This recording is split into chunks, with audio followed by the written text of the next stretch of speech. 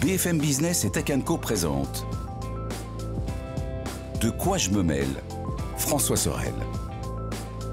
Merci d'être avec nous, deuxième partie de ce De quoi je me mêle, et puis juste après ce sera pour tous ceux qui sont avec nous en audio, le petit module bonus, toujours avec Mélinda d'Avansoulas et Gonzague d'Ambricourt. Mais dans l'immédiat, c'est notre nostalgique avec le retour de Christophe Joly. Salut Christophe. Salut François.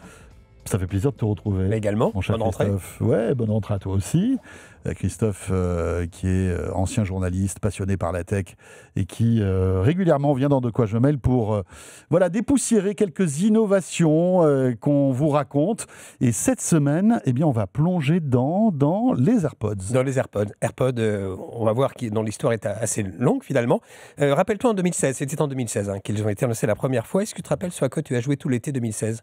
Car tu as joué, je le sais. Oui, c'est vrai. Et je m'en souviens, c'était les Pokémon Go. Ouais, voilà, il fallait attraper ces petits animaux virtuels avec son téléphone. Ouais. C'est un truc de fou. Ah ouais, on en a parlé d'ailleurs dans Nostalgique, vous allez pouvoir retrouver le... Incroyable. En 2016, la rentrée est marquée aussi par une grosse actu dans les smartphones avec le lancement du Samsung Note 7, je te rappelle, qui était explosif au sens premier. On en a parlé également. Oui, qui était un gros problème de batterie. Pour Samsung. Voilà, qui a été arrêté pendant assez longtemps. Les premiers smartphones 100% Google sortent avec la gamme Pixel. Et c'est le lancement de l'iPhone 7 en lien avec les AirPods dont on va parler, qui fait disparaître la prise jack. À l'époque, 71% des possesseurs d'iPhone considèrent que c'était une mauvaise idée de supprimer la prise jack, et 60% des utilisateurs d'iPhone 7, donc en été privé, pensent que l'absence de prise casque pose un problème. Est-ce que tu te rappelles la dernière fois où Apple a supprimé un élément important de ses produits? Je vais donner un indice. Non, je me souviens pas. Si je te dis iMac G3, qu'est-ce qu'ils ont supprimé? Ah, c'était le lecteur de disquette, non? Voilà, le lecteur de disquette. Et à l'époque, c'était un truc, mais qui sont fous chez Apple de supprimer ça. C'était hyper important. Voilà. Et Steve Jobs considérait à l'époque que c'était obsolète. Moche. Voilà. Alors que les iMac étaient super jolis. Tu te rappelles, c'était ces iMac colorés, mandarine ou myrtille. Alexa, à l'automne 2016, s'installe dans les salons. On en a parlé également via les enceintes connectées d'Amazon. Et l'IA commence à faire pas d'elle, tout doucement. En 2016, il s'est vendu 350 millions de casques dans le monde, c'est un gros marché, 13 milliards de dollars, avec une croissance de 20%. Donc c'est un marché qui est en pleine forme à l'époque. Sur le podium, Sony est largement en tête avec 17% du marché, Beats, Apple avec 11%, et suivent quelques autres acteurs et beaucoup de premium, notamment Bose, qui fait du haut de gamme.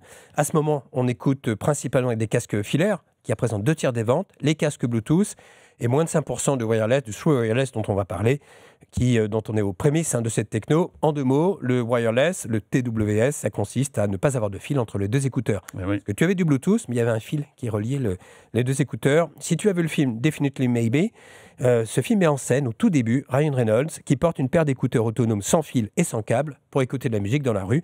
Nous sommes alors en 2008. Voilà, et là on est en 2016. Donc on peut considérer que ce film, c'est une forme de science-fiction. C'est ça. Ça semblait complètement fou.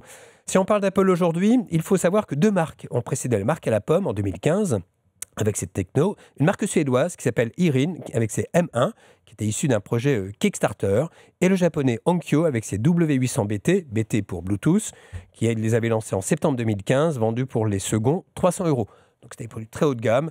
Le problème, c'était l'autonomie. Tu ne dépassais pas 3 heures d'autonomie, et l'instabilité, déconnexion, reconnexion. Donc Apple est arrivé avec une promesse importante. Oui, produit qui avait créé sa surprise à l'époque quand même. Oui. On n'attendait pas Apple sur ce produit-là. On ne les attendait pas, et puis tu vas voir, il était assez surprenant aussi dans sa définition. Le slogan, la promesse, c'était « Les AirPods vont changer à jamais votre façon d'utiliser des écouteurs ». Bon, Apple annonce souvent des révolutions. Là, pour le coup, ça a quand même changé pas mal de choses. Et ça, c'était vrai, là. Et là, c'était vrai. Ces écouteurs sans fil magiques offrent une expérience audio sans fil jamais possible auparavant. Dès leur présentation, les AirPods surprennent avec leur design. Tu te rappelles ces petits bâtonnets blancs qui sortent de l'oreille? Ils mesuraient quand même 4 cm de long. Donc c'était un peu étrange d'avoir ça à l'oreille. Oui. La crainte qu'ils tombent tout le temps, parce que ce ne sont pas des intra-auriculaires, ils se posent. C'était les premiers AirPods, donc ils se posaient. Moi, typiquement, je ne pouvais pas les porter, ils tombaient tout le temps de mes oreilles. Toi, ils tombaient, mais globalement, les tests étaient plutôt bons. Oui, pour la plupart des gens. Voilà, mais tu as des oreilles un peu spéciales. Un peu spéciales, exactement. Voilà, donc ils mesuraient quand même 4 cm de long pour 4 grammes. Ils seront rapidement un signe distinctif, comme les AirPods filaires l'étaient également. Ouais. Quand tu avais ça, ça voulait dire quand même que tu étais au top de la techno. Apple vante une simplicité de connexion très fluide. Dans tout l'environnement Apple, que tu aies un iPad, un Mac ou une Apple Watch, tu passais de l'un à l'autre très facilement. Et c'est vrai, c'était très fluide grâce à une puce, la W1, qui assure l'interface entre tous les appareils, avec un déclenchement dès que tu les mets à l'oreille. Ils se coupent dès que tu les retires de l'oreille. Comment? Via des capteurs optiques et un accéléromètre de mouvement pour détecter s'ils se trouvent ou non dans ton oreille. Et ça marchait super bien. L'autonomie est annoncée à 5 heures, ce qui était quand même pas mal pour l'époque.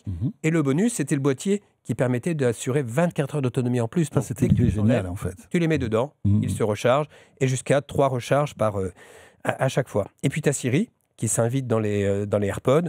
Tu tapotes dessus, et ça permet de lancer un morceau ou de garder son téléphone pour décrocher un appel, par exemple, dans la poche. Son prix, $159. Les Européens c'était un peu plus cher, 179 €, comme souvent chez Apple. En 2019, Apple détient déjà 50% de ce marché. Ça a été un carton, mais instantané. Instantané. Ça a tout de suite marché et ils en ont vendu instantané, ça a mis quelques années, mais quand même, malgré tout. Ouais, ça fait tout de suite. Ça s'est imposé en fait. Dès qu'on l'essaye, on l'adopte. C'est ce que tu vas voir juste après. Ils en ont lancé une deuxième génération en 2019 qui permettait d'utiliser Siri en main libre. Et en 2019 également, ils lancent les AirPods Pro, qui sont de vrais intra-auriculaires avec des embouts en silicone, réduction active du bruit et le mode transparence. Samsung ripostera avec les Buds en 2019 également. Alors, c'est vrai que ce produit, je crois, fait l'unanimité très vite quand même, hein, non? Oui, il s'impose. Quand on en parlait, enfin, dans les médias, moi, je me souviens, je disais que des trucs positifs sur ce produit. Il y a quasi eu que des trucs positifs, hormis le prix, mais on en parlera juste après. Le vrai bonus, c'est la simplicité de la configuration, et c'est vrai que ça prend quelques secondes à configurer. L'autonomie, l'accès rapide à Siri, la fin de la dictature des fils, je ne sais pas si tu te rappelles, hein, mais le nombre de fois où mes fils de AirPods étaient emmêlés, ça me rendait dingo. Le prix est un handicap parce qu'il était élevé quand même.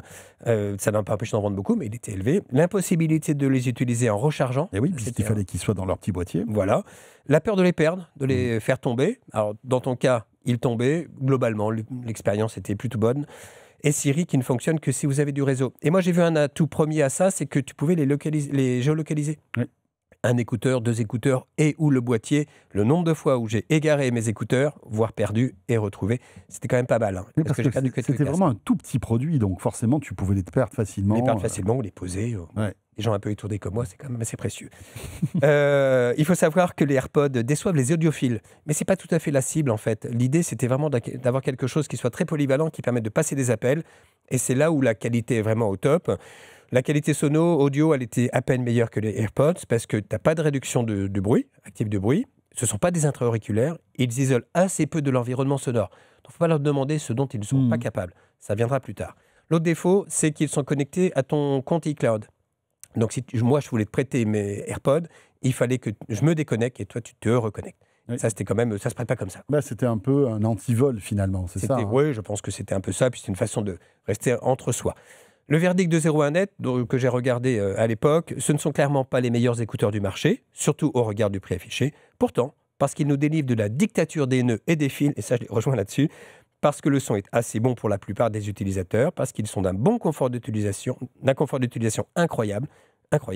Ils sont devenus nos écouteurs de quotidien depuis plus de 3 mois, sans faillir et sans qu'on pense à les changer, un signe qui ne tombe pas. Les utilisateurs aiment bien son autonomie, la facilité de connexion, le fait qu'ils tiennent bien dans les oreilles. Donc je le redis, c'était un cas à part, un atypisme. La qualité sonore en conversation est appréciée à l'inverse du prix, qui est jugé vraiment trop élevé. Juste un truc, c'est vrai que moi, ce qui m'avait impressionné avec les AirPods, c'était la possibilité de passer des coups de fil sans que ton interlocuteur soit pénalisé par un mauvais son. Il ne percevait pas la différence. Voilà, les micros, en fait, étaient hyper travaillés. Et franchement, c'était agréable. On pouvait passer des appels pendant des heures avec les AirPods sans que ton interlocuteur ne comprenne pas ce que tu dis. Donne le sentiment parfois de parler dans le vide dans la rue, ou de parler à personne parce que les écouteurs étaient... Parce que maintenant, on est habitué à voir des gens parler dans la rue. Oui, mais c'est vrai qu'au début, ça faisait bizarre, ouais, c'est clair. L'autre défaut, c'est que c'est top pour l'environnement, pour l'écosystème Apple, mais en revanche, si tu avais un Android, c'était beaucoup plus limité, c'était pas fait pour. C'était que des écouteurs Bluetooth tout simples. Voilà, ça devenait ça. Un journaliste américain à l'époque avait suggéré à Apple de vendre la licence de la puce W1 à ses concurrents, mais Apple ne l'a pas fait, et pour cause, Apple aime bien être propriétaire de ses propres solutions. Oui, d'ailleurs, on leur reproche ça. Bien sûr. Maintenant, ils auraient tort de faire autrement, parce que ça fonctionne, et puis c'est clair. Et ils sont bien chez eux.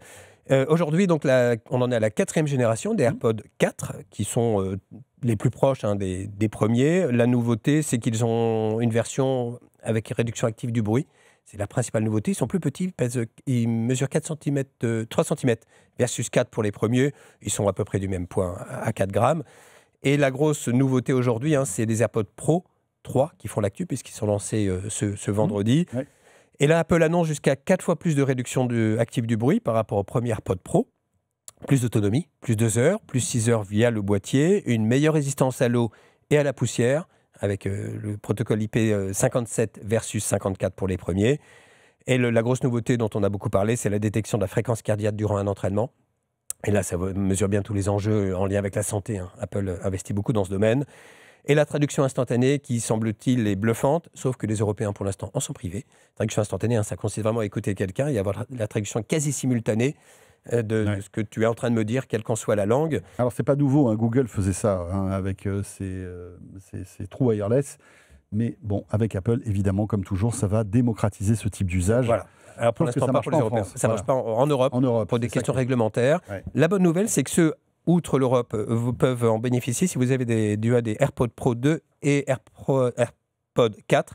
Ce sera compatible avec une mise à jour. Une mise à jour. C'est cool. Donc ça, c'est vraiment une bonne nouvelle. Pour revenir à cette révolution et pour terminer, 73% des utilisateurs d'écouteurs sans fil déclarent ne plus pouvoir revenir au filaire selon une étude de loi faite en 2023.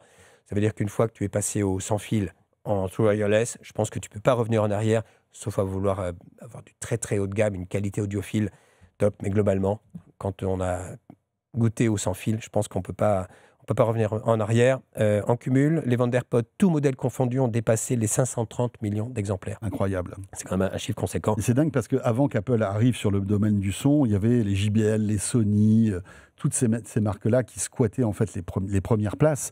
Apple est arrivé et les a laminées. Aujourd'hui, en 2024, incroyable. Apple a 23% de part de marché. Dingue. Le second, c'est Samsung avec 8%. Donc le gap est assez conséquent. Et plus de la moitié des casques vendus aujourd'hui sont des casques en wireless, en True Wireless. Ouais. Ce qui est intéressant, et c'est une petite tendance, c'est que les jeunes aiment beaucoup revenir au filaire. Et je vois que les ventes de EarPods, donc les ventes d'écouteurs avec un fil, reprennent parce que en fait ils aiment bien avoir le fil. Je sais pas pourquoi. Alors est-ce que ça fait partie d'un look, d'un truc comme ça, tu vois, ou cette volonté d'être un peu vintage, un peu rétro, ouais. Et alors tu sais que nous, quand on est en radio, quand on fait des visios, on préfère que l'interlocuteur qu'on interviewe ait une version filaire parce que le son est meilleur. D'accord. Que les AirPods Bluetooth. Ça provoque de la latence et puis la qualité sonore est beaucoup moins bonne. Du coup, j'ai peut-être ressorti mes AirPods et refaire des nœuds avec. Voilà. D'autant que maintenant, ils existent aussi en USB-C. Merci beaucoup, Christophe. Merci à toi. Voilà l'histoire des AirPods 2016. Vous vous rendez compte ? Ça fait bientôt 10 ans que les AirPods existent. Waouh. Christophe Joly, merci beaucoup. Merci à toi. À très vite, Christophe.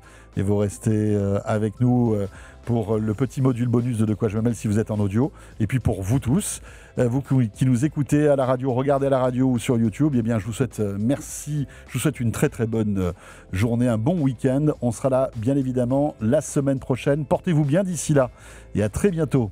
Au revoir à tous. De quoi je me mêle sur BFM Business et Tech & Co.